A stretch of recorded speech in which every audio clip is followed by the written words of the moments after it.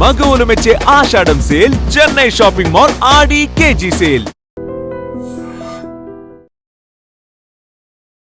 న్యాచురల్గా జీవించడం ఎలాగా, సో ఎక్కువగా మందులు వాడకుండా ఈ హెర్బల్ మెడిసిన్ ఇలాంటి హెర్బ్స్తోని మనం ఎలాగా అనారోగ్య సమస్యలను తగ్గించుకోవచ్చు ఇలా చెప్తూ ఉంటారు. మైండ్ కూడా ఎలా పీస్ఫుల్గా ఉంచుకోవాలి, దీనికి సంబంధించినవి కూడా అనేక సెషన్స్ తీసుకుంటూ ఉంటారు. అంటే చాలా మంది దానికోసమే ఖర్చు పెడతారు.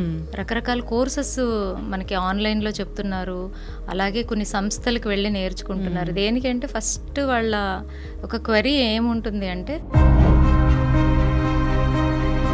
అది ఎంత ఇంపార్టెంట్ అయిపోయింది నవ్వే డేస్ అనేది ఇక్కడ మనం కొంచెం గమనించవచ్చు. అసలు వాకింగ్ నియమాలు ఏంటి, నిబంధనలు ఏంటి, పూర్తిగా మనం ఆరోగ్యంగా ఉండాలంటే ఎంతసేపు వాక్ చేయాలి? ఒక్కొక్కసారి అంట సొల్యూషన్ పక్కనే ఉంటుందంట, కానీ మనం అన్ని చోట్ల వెతుకుతూ ఉంటామంట. ఈ జెనెటికల్గా ఎవరికైతే ఎక్కువగా ఊబకాయం ఉందో అలాంటి వాళ్ళల్లో కూడా 18 years అండి హార్ట్ అటాక్తో చనిపోయాడు అని. ఎందుకు ఇవన్నీ వస్తున్నాయంటే మనం హార్ట్ హెల్త్ని కూడా మనం ఎక్కడో ఇంబ్యాలెన్స్ చేస్తున్నాం. కానీ ఒక వాకింగ్ చేయడం వల్ల ఏమవుతుంది అంటే, welcome to IG media. So walking ఆరోగ్యానికి చాలా మంచిదని చెప్తూ ఉంటారు. అయితే వాకింగ్ అసలు ఎలా చేయాలి, ఎన్ని నిమిషాలు వాక్ చేస్తే మనం ఆరోగ్యంగా ఉంటాము, ఏ టైంలో వాక్ చేయాలి, సో మనము ఆరోగ్య లాభాలు కలగాలంటే ఖచ్చితంగా పార్క్లోనే వాక్ చేయాలా, వివరాలు తెలుసుకుందాం. ఈరోజు మనతో పాటు ఉన్నారు ప్రముఖ herbal medicine specialist doctor Swathi గారు. నమస్తే అండి. నమస్తే లక్ష్మి గారు. సో న్యాచురల్గా జీవించడం ఎలాగా, సో ఎక్కువగా మందులు వాడకుండా ఈ హెర్బల్ మెడిసిన్ ఇలాంటి హెర్బ్స్తోని మనం ఎలాగా అనారోగ్య సమస్యలను తగ్గించుకోవచ్చు ఇలా చెప్తూ ఉంటారు. మైండ్ కూడా ఎలా పీస్ఫుల్గా ఉంచుకోవాలి, దీనికి సంబంధించినవి కూడా అనేక సెషన్స్ తీసుకుంటూ ఉంటారు. అంటే చాలా మంది దానికోసమే ఖర్చు పెడతారు, మైండ్ని పీస్గా ఉంచుకోవాలి. ఇప్పుడు మీరు చూడండి, రకరకాల కోర్సెస్ మనకి ఆన్లైన్లో చెప్తున్నారు, అలాగే కొన్ని సంస్థలకు వెళ్ళి నేర్చుకుంటున్నారు. దేనికంటే ఫస్ట్ వాళ్ళ ఒక క్వరీ ఏముంటుంది అంటే మానసికంగా ప్రశాంతత కావాలి, మైండ్ పీస్ఫుల్నెస్ కావాలనే చెప్తారు. దానికి చూడండి, ఇప్పుడు కోర్సెస్ లాగా 10 days అను 15 days ఇలా కోర్సెస్ కూడా ప్రొవైడ్ చేస్తున్నారు. అంటే అది ఎంత ఇంపార్టెంట్ అయిపోయింది నవ్వే డేస్ అనేది ఇక్కడ మనం కొంచెం గమనించవచ్చు. అయితే వాకింగ్ గురించి మాట్లాడుకుంటే అసలు వాకింగ్ నియమాలు ఏంటి, నిబంధనలు ఏంటి, పూర్తిగా మనం ఆరోగ్యంగా ఉండాలంటే ఎంతసేపు వాక్ చేయాలి? మనం పెద్దల నోట్లో ఎప్పుడూ ఒక మాట వింటూ ఉంటాం లక్ష్మి గారు. ఎలాగంటే ఒక్కొక్కసారి అంట సొల్యూషన్ పక్కనే ఉంటుందంట, కానీ మనం అన్ని చోట్ల వెతుకుతూ ఉంటామంట, వరి అవుతూ ఉంటామంట. అలాంటి సొల్యూషన్లో వాకింగ్ ఒకటి. దీనికి కావాల్సిందల్లా లిటిల్ టైం అండి, అంతే. సో వాకింగ్ అనేది చాలా చాలా ముఖ్యం అనేది మనం చెప్పడం కన్నా మనకు తెలిసినది జస్ట్ షేర్ చేద్దాం విషయాన్ని. సో విన్నవారు తప్పకుండా వాళ్ళకి ఒక ఆలోచన వస్తుంది వాకింగ్ ఎందుకు ఇంపార్టెంట్ అనేది. సో ఓకే, వాకింగ్ అంటే ఏంటంటే మనం ఇంగ్లీష్లో వాకింగ్ అనే పదాన్ని వాడుతున్నాం, కానీ బేసిక్గా మన మాతృభాషలో మనకు అర్థం అవ్వాలి అంటే నడక చాలా క్రూషియల్ రోల్ని ప్లే చేస్తుంది. ఇప్పుడు చాలా హెల్త్ ఇష్యూస్ ఉన్నాయి, మనం 1 by 1 జస్ట్ గమనించుకుందాం ఇది ఎలాగా హెల్ప్ అవుతుంది అని.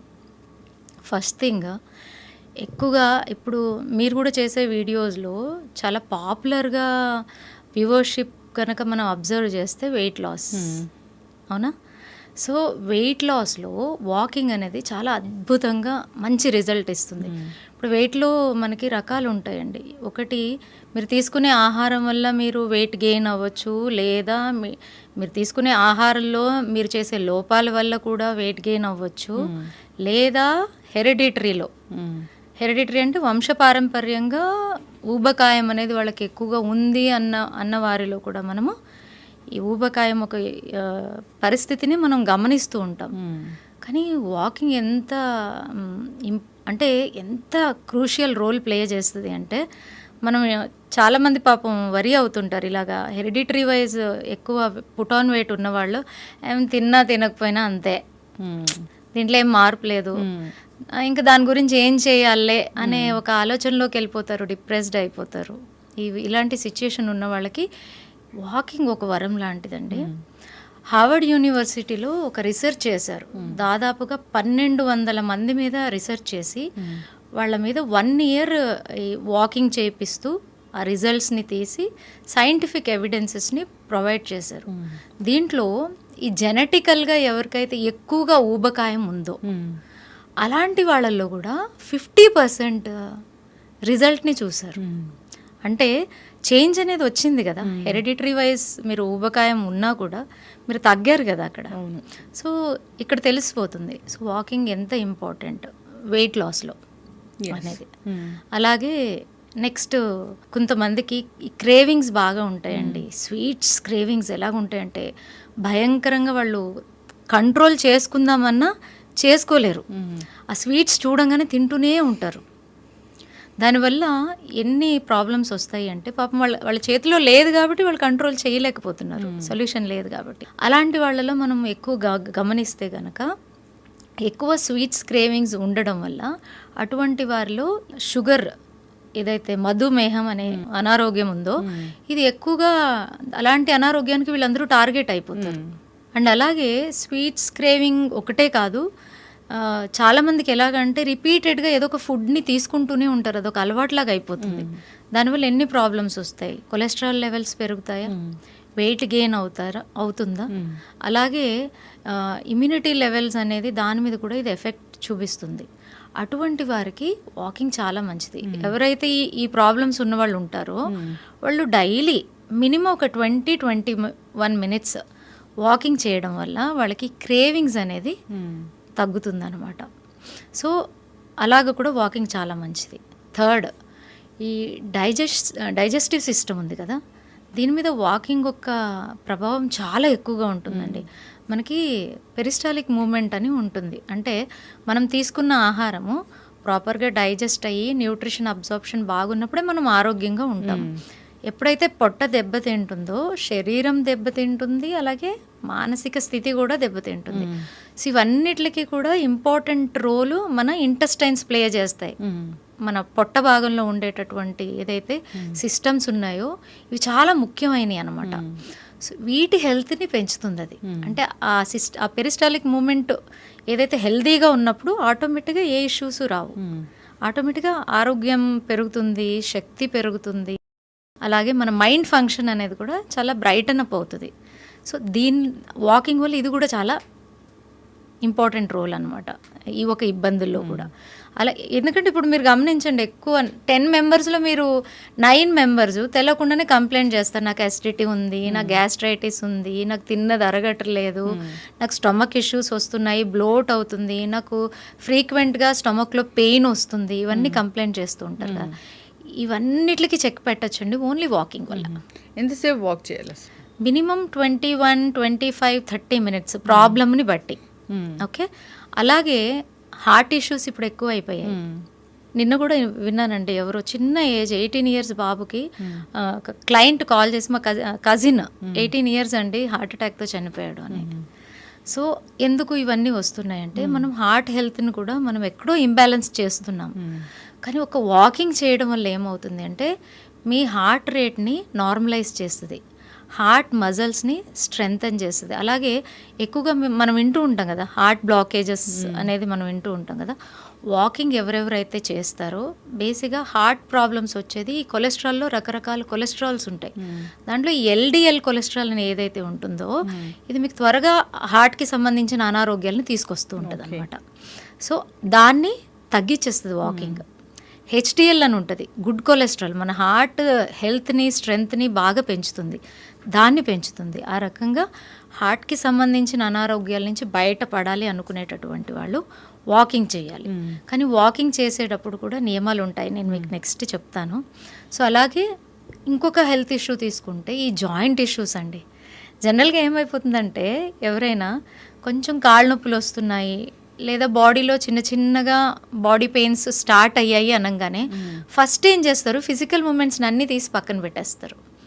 అక్కడ చేసే తప్పు అదే. ఓకే, మీకు ఎక్కువ బెండింగు హెవీ ఎక్సర్సైజెస్ చేయడానికి కుదరట్లేదు, రావట్లేదు, పర్వాలేదు, కానీ ఒక వాకింగ్ అన్ని ప్రాబ్లమ్స్కి చెక్ పెడుతుందండి. ఎందుకంటే వాకింగ్ చేయడం వల్ల ఫస్ట్ మీ జాయింట్స్ మూమెంట్ అనేది లుబ్రికేషన్ బాగా జరుగుతుంది జాయింట్స్కి. ఓకే, ఫోల్డింగ్స్ జరుగుతాయి కదా మనం నడిచేటప్పుడు, కూర్చున్నప్పుడు, లేచినప్పుడు మూమెంట్ అనేది నడుస్తూ ఉన్నప్పుడు ఆ ఒక్క జాయింట్స్, అది చిన్న జాయింట్ అవనివ్వండి, పెద్ద జాయింట్ అవనివ్వండి, దానికి ఒక సర్క్యులేషన్ పెరుగుతుంది. దాని చుట్టూ ఉన్న ఏమంటారు మాంస కండరాలు కానీ, కనెక్టింగ్ టిష్యూస్ కానీ, వాటి హెల్త్ పెరుగుతుంది. సో అందువల్ల యాక్చువల్గా అంటారు నొప్పులు ఉంటే ఏమి చేయొద్దు, కూర్చోవాలి, రెస్ట్ తీసుకోవాలి, ఎక్కువ ఫిజికల్ మూమెంట్ చేయొద్దు అని చెప్పే ఇంకా దాని హెల్త్ని మనం పాడు చేస్తున్నాం. అలాగ ఉన్నప్పుడే మనం ఫిజికల్ మూమెంట్ అనేది చాలా ఇంపార్టెంట్. అంటే మనము ఈ వాకింగ్ మినిమం ఫస్ట్ వాకింగ్ చేస్తే చాలా చేంజ్ వస్తుంది. ఇప్పుడు బేసిక్గా ఏమైందంటే ఇబ్బంది ఉన్నప్పుడు ప్రాబ్లం ఏమైపోతుందంటే ఎక్కువగా మానసికంగా మనం ఏమనుకుంటామంటే ఏదో అయిపోతుంది, ఇంకా మన చేతిలో ఏమీ కాదు, ఏది కాదు అనే మైండ్ సెట్తో ఉంటే ఎప్పటికీ సొల్యూషన్ రాదండి. ఆ ఉన్న దాంట్లో అట్లీస్ట్ ఆ మూమెంట్ లేని వాళ్ళు ఉంటారు కదా, వాళ్ళు కంపేర్ చేసుకోవాలి మనం. అట్లీస్ట్ నాలో ఈ మూమెంట్ అన్న ఉంది, నేను ఒక 10 నిమిషాలన్నా వాక్ చేయగలుగుతున్నాను. ఆ 10 నిమిషాలు వాక్ చేయని వాళ్ళు ఎంతోమంది ఉంటారు, మన ఇంట్లో ఉంటారు, మన పక్కన ఉంటారు, తెలిసిన వాళ్ళు ఉంటారు. సో వాళ్ళకన్నా నేను ఎక్కడో బెటర్ ఉన్నాను అనే ఫస్ట్ థాట్ వచ్చిన రోజు ఇలాంటి ప్రాబ్లమ్స్కి సొల్యూషన్ వస్తుంది. సో రెగ్యులర్గా వాకింగ్ అనేది చేయాలి, చాలా చాలా ఇంపార్టెంట్. సో ఇలాంటి ఇష్యూస్ అన్నిటికీ మనము చెక్ పెట్టవచ్చు. వాకింగ్ ఎలా చేయాలనేది కదా. అవును, వాకింగ్ ఎలా చేయాలని భలే అడిగారు ప్రశ్న. సో వాకింగ్ చేసే వాళ్ళల్లో కూడా కొన్ని మార్పులు తీసుకురావాలండి. ఎలాగా అంటే ఇప్పుడు లైఫ్ స్టైల్ చేంజెస్ అనేది మారిపోయింది. ఒకప్పుడు అర్లీ మార్నింగ్ లేవడం అనేది ఒక మంచి అలవాటు ఉండేదండి. ఇప్పుడు ఏం చేస్తున్నాం, చాలామంది 11కి లెగుస్తారు, 12కి లెగుస్తారు, 2కి లేచే వాళ్ళు కూడా ఉన్నారు. అప్పుడు లేచి కూడా మేము వాకింగ్ చేసుకుంటాం, మా హెల్త్ని జాగ్రత్తగా చూసుకుంటామనే మొండితనం ఉండేటటువంటి వాళ్ళం కూడా చాలామంది ఉన్నాము. కానీ అది అంత బెనిఫిట్ ఉండదు. మీకు అర్లీ మార్నింగ్ ఎవరైతే అంటే బిఫోర్ 9 o'clock ఎవరైతే మనము ఫ్రెష్ ఆక్సిజన్ లెవెల్స్ ఉంటాయి కదా, అప్పుడు గనక వెళ్ళి మనము వాకింగ్ చేస్తే దాని యొక్క బెనిఫిట్ మనకి అంటే ఈ మిగిలిన టైంలో చేసేదానికన్నా 100 కాదు కదా 200% ఉంటుంది. ఎందుకంటే గమనించండి, పొద్దున్న మనం తీసుకునే ఆక్సిజన్ ఏదైతే ఉంటుందో చాలా ప్యూర్గా ఉంటుంది. 10 o'clock స్టార్ట్ అయిందనుకోండి, మనకి ఎయిర్లో వచ్చే పొల్యూషన్స్ అన్నీ స్టార్ట్ అవుతాయి, వెహికల్స్ వల్ల, ఇండస్ట్రీస్ వల్ల, రకరకాల ప్రాబ్లమ్స్ అనేది మనం అవి కూడా చూడాల్సింది, ఏం చేయలేం. బట్ ఉన్న దాంట్లో బెస్ట్ ఏది ఉందో అది మనం అలవాటు చేసుకోవాలి కదా. సో అర్లీ మార్నింగ్ మనము వాకింగ్కి వెళ్ళడం అనేది చాలా చాలా ముఖ్యం. అలాగే వాకింగ్ చేసే వాళ్ళలో కూడా రకరకాల వాకింగ్స్ చేసేవాళ్ళు ఉంటారు. సింపుల్గా నడిచేవాళ్ళు ఉంటారు, బ్రిస్క్ వాకింగ్ చేసేవాళ్ళు ఉంటారు, కొంతమంది రన్నింగ్ చేసేవాళ్ళు కూడా ఉంటారు. ఇవి కూడా మనం గమనించుకోవాలి. ఎలాగా అంటే అర్లీ మార్నింగ్ వాక్ చేయడం వల్ల ఒకటి హెల్దీ ఆక్సిజన్ అందుతుంది అని అంటున్నాను కదా, దానివల్ల ఏమవుతుందంటే మీకు ఫస్ట్ థింగ్ మీ ఇమ్యూనిటీ పెరుగుతుందండి. ఎందుకంటే చూడండి, ఇప్పుడు మనకి సీజన్స్ మారుతూ ఉంటాయి, సీజనల్ డిసీజెస్ కూడా వస్తాయి కదా, అనారోగ్యాలు వస్తాయి. ఎవరైతే రెగ్యులర్గా అర్లీ మార్నింగ్ వాకింగ్ చేస్తారో వాళ్ళకి సీజనల్ అనారోగ్యాలు అనేది చాలా తక్కువ, కానీ వచ్చినా త్వరగా రికవర్ అవుతారు. ఓకే, ఎందుకు అంటే మనం మొత్తం ఇమ్యూనిటీ సిస్టంలో ఇంపార్టెంట్ రోల్ లంగ్స్ ప్లే చేస్తాయండి. మీరు మార్నింగ్ ఎంత వాకింగ్ చేసుకొని ఆక్సిజన్ని హెల్తీగా తీసుకుంటారో ఫస్ట్ థింగ్ మీ లంగ్స్ అనేది చాలా ఆరోగ్యంగా మారిపోతాయి, బాడీలో ఉన్న టాక్సిన్స్ను కూడా రిమూవ్ చేసేస్తుంది. సో అంత ఇంపార్టెంట్ అనమాట. అలాగే వాకింగ్ చేసే వాళ్ళలో కొన్ని మార్పులు కూడా రావాల్సినటువంటి వాతావరణం ఇప్పుడు ఉంది. వాకింగ్ చేసేటప్పుడు ఏం చేస్తామంటే మొబైల్ పట్టుకుంటూ చేసేవాళ్ళు ఉన్నారు. ఓకే, అలాగే కొంతమంది గ్రూప్గా వాక్ చేస్తూ ఉంటారు, ఎక్కడ షేర్ చేసుకొని ఎమోషనల్ బాధలన్నీ వాకింగ్లో షేర్ చేసుకుంటూ ఉంటారు. వాకింగ్ ఎందుకు చేస్తాం మనం? పర్టికులర్గా ఆరోగ్యాన్ని గెయిన్ చేయడానికి, మెంటల్ హెల్త్ని మార్చుకోవడానికి. మొబైల్ని చూసేటటువంటి వాళ్ళు దాంట్లో కూడా రకరకాల ఎమోషన్స్ని చూస్తారు. నేను గమనించాను, వాకింగ్ మీరు వెళ్ళినా మేము వెళ్ళినా చాలామంది న్యూస్ వింటూ వెళ్తారు, లేదా ఏదైనా సీరియల్స్ వింటూ వెళ్తారు, ఏదైనా కొంచెం ఇబ్బందికరమైన సిచ్యుయేషన్స్ని చూసుకుంటూ వెళ్ళే వాళ్ళని కూడా చూసాము. ఇటువంటి సిచ్యుయేషన్స్ ఏం చేస్తాయంటే ఆ వాకింగ్ ఒక ఎఫెక్ట్ని నెగటివ్గా మార్చేస్తాయి. సో స్పెషల్ రిక్వెస్ట్ ఏంటంటే, వాకింగ్ ఎలాగో చేస్తున్నారు అందరూ, ఆ వాకింగ్ చేసినంత టైము ఈ గ్యాడ్జెట్స్ని అంతా పక్కన పెట్టేసి వాకింగ్ వెళ్తే అప్పుడు దాని ఒక ఉపయోగం అనేది ఎక్కువగా ఉంటుంది. వాకింగ్ చేసేటప్పుడు ఎమోషనల్గా ఫీల్ అవ్వడం, ఎమోషనల్ ఇష్యూస్ని మనం షేర్ చేసుకోవడం వల్ల వాళ్ళకి ఆల్రెడీ వాకింగ్ ఎందుకు వస్తారు? వెయిట్ లాస్ అవ్వాలనో, నొప్పులు తగ్గాలనో, మైండ్ నుంచి ఫ్రెష్గా ఉండాలనో, షుగర్ ఉందనో, థైరాయిడ్ ఉందనో, బీపీ ఉందనో, వీటిలో ఒక కంట్రోల్ తీసుకురావాలనే వస్తారు కదా. బట్ ఇలాంటి పనులు చేయడం వల్ల ఏమవుతుంది అంటే మళ్ళీ కొంచెం అగ్రివేట్ అవుతాయి. సో ఈ మార్పులు అనేది చాలా అవసరం వాకింగ్లో. అండ్ ఇంకోటి చెప్తాను మీకు, సపోజ్ బ్లడ్ ప్రెషర్ ఉంది, హై బ్లడ్ ప్రెషరు, నాకు ఊరుకుంటే చాలా కోపం వస్తుంది, నేను చాలా ఇరిటేట్ అవుతూ ఉంటాను. తెలవకుండానే నేను ప్రతి సిచ్యుయేషన్లో మార్నింగ్ నుంచి ఈవినింగ్ వరకు ఒక 4-5 దగ్గర దెబ్బలాట జరుగుతుంది, గొడవ జరుగుతుంది. ఎందుకు జరుగుతుందో కూడా తెలియదు. నిమిషము ఏమంటారు, ఒక బ్యాలెన్స్ లేకుండా థాట్స్లో పరిగెడుతూ ఉంటారు, యాక్టివిటీస్లో పరిగెడుతూ ఉంటారు. ఒక బ్యాలెన్స్, ఒక అంటే ఆ నిదానం అనే లేని నేచర్ వాళ్ళు ఉంటారు చూడండి. వాళ్ళు ఎప్పుడూ రన్నింగ్ చేయొద్దు, ఫాస్ట్ బ్రిస్క్ వాకింగ్ చేయొద్దు, నిదానంగా నడవాలి. అటువంటి వారు అలాంటివి చేశారనుకోండి, వాళ్ళకున్న ప్రాబ్లమ్స్ అగ్రివేట్ అవుతాయి. మనం చాలాసార్లు విన్నాము, వాకింగ్ చేస్తూ చేస్తూ చనిపోయారు, స్ట్రోక్ వచ్చింది. అలాగే జిమ్ చేస్తూ అండ్ హెవీ వెయిట్ లిఫ్ట్ చేస్తారు, ఫోర్స్ఫుల్గా ఎక్సర్సైజ్ చేస్తారు. సో ఇలాంటి క్వాలిటీస్ ఉన్నవాళ్ళు అలాంటి వాకింగ్స్, అంటే ఫాస్ట్ బ్రిస్క్ వాకింగ్, రన్నింగ్, ఇలాంటివి, అంటే యాంగ్జైటీ ఉంటుంది చూడండి, యాంగ్జైటీ ఉన్నవాళ్ళు కూడా ఇవన్నీ చేయకూడదు. వాళ్ళు కూడా నార్మల్ వాకింగ్ని చేయాలి. ఖచ్చితంగా మ్యామ్, చాలా చక్కగా చెప్పారు. అలాగే లో బీపీ ఉంది, ఓకే, బద్ధకంగా ఉంది, పొద్దున్నే లేవాలనిపించదు, ఎప్పుడు ఆ బెడ్ మీద అలాగే ఉండాలనిపిస్తుంది, ఇంట్రెస్ట్ ఉండదు, గ్లో, మనిషిలో ఒక గ్లో ఉండదు, ఇలాంటి వారు కొంచెం ఫాస్ట్ బ్రిస్క్ వాకింగ్, కొంచెం లైట్ రన్నింగ్, ఇలాంటివి చేసినప్పుడు వాళ్ళకి చాలా చాలా ఉపయోగం అవుతుంది అనమాట. ఓకే, అయితే విమెన్ ఎంతసేపు వాక్ చేయాలి హెల్దీగా ఉండాలంటే? విమెన్కి వాకింగ్ అనేది చాలా చాలా ఇంపార్టెంట్ అండి. ఎందుకు చెప్తాను, నవేడేస్ మనం వింటున్నాం ఈ బ్రెస్ట్ క్యాన్సర్స్ చాలా పెరుగుతున్నాయి. వాకింగ్ చేసే వాళ్ళలో ఈ బ్రెస్ట్ క్యాన్సర్ అనేది ఎక్కువగా వచ్చేటటువంటి అవకాశం ఉండదు. ఒక బ్రెస్ట్ క్యాన్సరే కాదు, ఎనీ క్యాన్సర్. అందువల్ల విమెన్కి ఇది ఇంకా ఇంకా ఇంపార్టెంట్. బట్ విమెన్ కూడా వీలైనంత ఫ్రీ మైండ్తో హెల్దీ ఎన్విరాన్మెంట్లో వాక్ చేయడానికి ప్రయత్నించాలి. ప్రతి ఒక్కళ్ళు కూడా ఆరోగ్యంగా ఉండాలి అంటే మినిమం డైలీ 10,000 స్టెప్స్. అయితే జనరల్గా యంగ్ పీపుల్ అంతా ఓకే, సో ఓల్డ్ ఏజ్ వాళ్ళు వాక్ చేయాలంటే దానికి ఏమైనా ప్రత్యేకమైన నియమాలు ఉంటాయి? ఓల్డ్ ఏజ్ వాళ్ళకి కూడా వాకింగ్ చాలా అవసరం అండి. బేసిక్గా ఏం చేస్తారంటే ఓల్డ్ ఏజ్ వచ్చేసరికి యాక్టివిటీస్ తగ్గించేస్తారు. యాక్చువల్గా ఓల్డ్ ఏజ్లో యాక్టివిటీ అనేది తగ్గించకూడదు. ఇప్పుడు ఓల్డ్ ఏజ్లో మీకు ఎక్కువగా మనకి ఏమంటారు, paralysis patients, dementia patients, insomnia patients, ఇలాగా ఈ ఇబ్బందులు అనేది మీకు ఓల్డ్ ఏజ్లోనే ఎక్కువగా వస్తాయి. మీరు గమనించండి, ఒక్కొక్కసారి మనము వాకింగ్ చేసే వాళ్ళలో 60 అబోవ్ వాళ్ళు, 70 అబోవ్, 80 అబోవ్ వాళ్ళని కూడా కొంతమందిని గమనిస్తాం.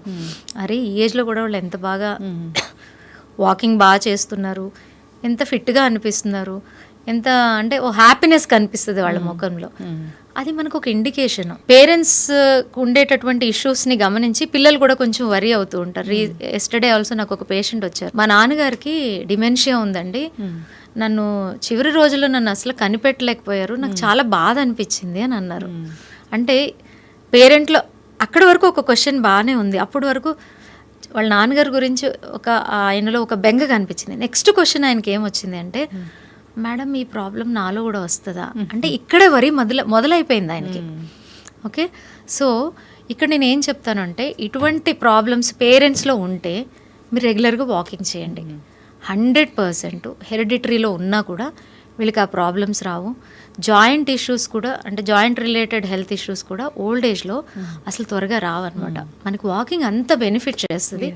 డైలీ ఒక ½ an hour మనం నెగ్లెక్ట్ చేయకుండా రెగ్యులర్గా ప్రాక్టీస్ చేస్తే మనకి షుగరు, థైరాయిడ్, బీపీ ఉన్న దాంట్లో మార్పు ఉంటుంది, వెయిట్ మేనేజ్మెంట్లో చేంజ్ ఉంటుంది, మెటబాలిక్ రేట్ బాగుంటుంది, ఇమ్యూనిటీ లెవెల్స్ బాగుంటాయి.